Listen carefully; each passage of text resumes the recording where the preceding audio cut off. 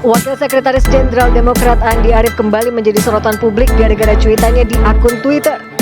Bukan kali ini saja cuitan Andi menghebohkan dunia politik nasional.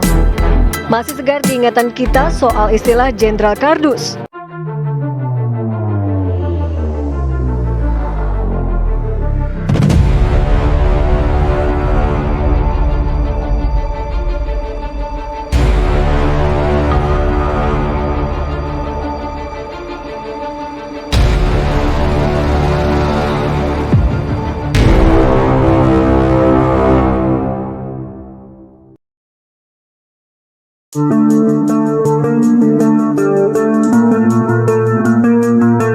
Andi Arief sindir Jokowi lagi soal negara gagal, tapi lebih cocok nyindir SBY.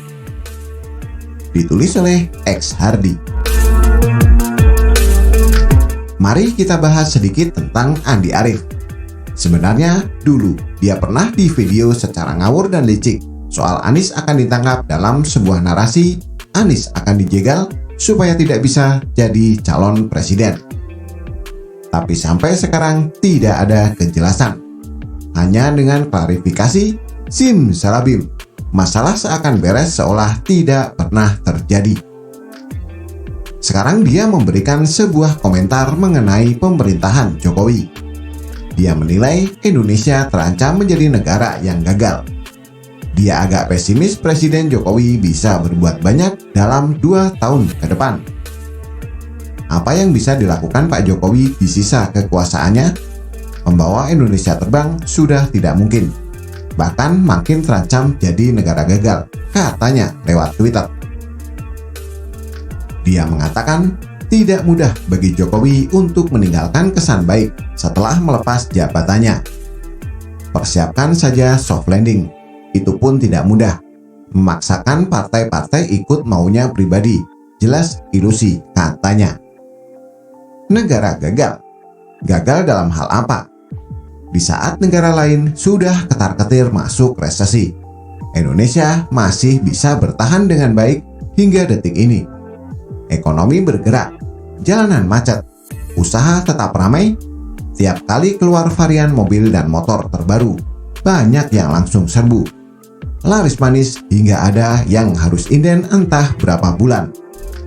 Di beberapa data yang saya baca, Indonesia termasuk negara yang paling kecil kemungkinannya terkena resesi. Di negara-negara Eropa dan Amerika, banyak yang sudah sempoyongan. Jadi, apa maksud Andi Arief dengan negara gagal? Orang ini halu. Kalau SBY yang memimpin, mungkin jadi negara gagal. Takutnya tiap hari konpres, selalu raut wajah sedih dengan tagline khas SBY. Prihatin, prihatin, saya sungguh prihatin. Tiada hari tanpa prihatin dan dizolimi. Dan dia juga mengatakan Jokowi sulit tinggalkan kesan baik saat lengser nanti.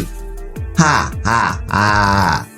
Inilah omongan orang halu yang kebanyakan titik-titik. Mau sindir Anies, ya jangan sampai gitulah.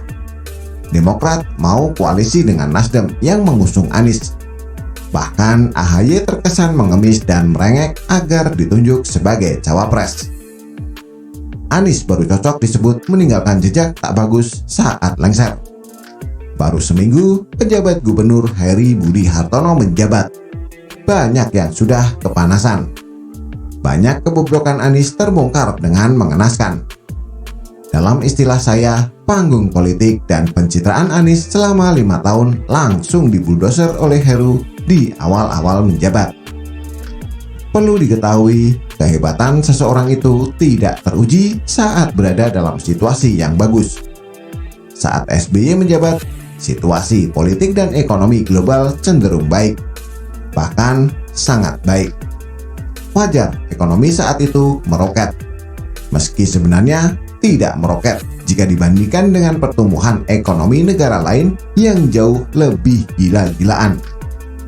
Sedangkan era Jokowi, khususnya periode kedua, situasi sangat sulit akibat pandemi COVID-19. Tapi Jokowi sukses mengatasi permasalahan tersebut. Belum lama menuju pulih, terjadi perang antara Rusia dan Ukraina yang mempengaruhi ekonomi global. Negara-negara maju mulai kelimpungan. Bahkan di tahun depan ada ancaman resesi global. Jadi kondisi ini tidak mudah. Ibarat negara-negara ingin melesat, tapi ada rem penghalang yang memperlambat laju. Tapi kita semua optimis dengan pemerintahan Jokowi. Kita sudah pernah melewati masa sulit selama 3 tahun akibat pandemi. Kalau presidennya SBY, maaf saja, mungkin kita pesimis.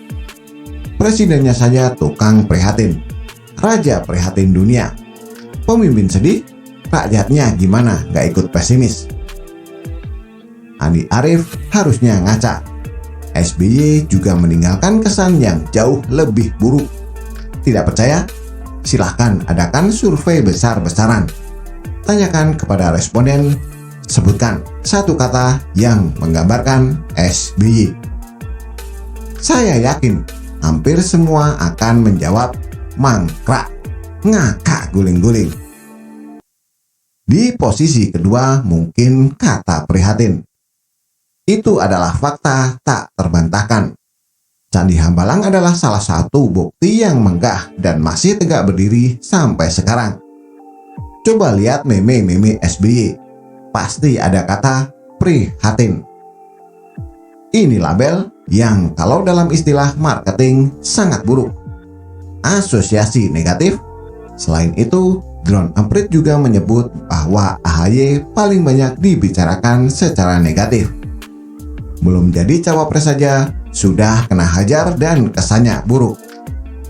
Akibat tidak pernah ngaca, ngomongnya ngaco. Padahal orang-orang di Demokrat lebih hancur kesannya. Dasar sok suci, mau muntah. Well, to Sri Lanka now, where the country's parliament has gathered to begin the process of choosing a new president. As the economic meltdown continues to worsen in Sri Lanka, the country's acting president Ranil Wickremesinghe has now decided to implement an urgent relief program. Sri Lanka jatuh ke jurang resesi. Ekonominya morat-marit, bahkan dinyatakan bangkrut akibat gagal bayar utang dan krisis ekonomi.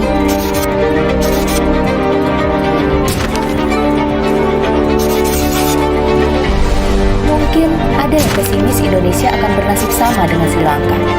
Tapi, apa iya kondisi ekonomi Indonesia sama dengan Sri Lanka? Saya paham bahwa Anda akan menanyakan itu terus-menerus. Saya rasa sebaiknya media melihat saja faktual mengenai tadi yang saya sebutkan. Bagaimana menurut Anda? Silahkan tulis komentar di bawah.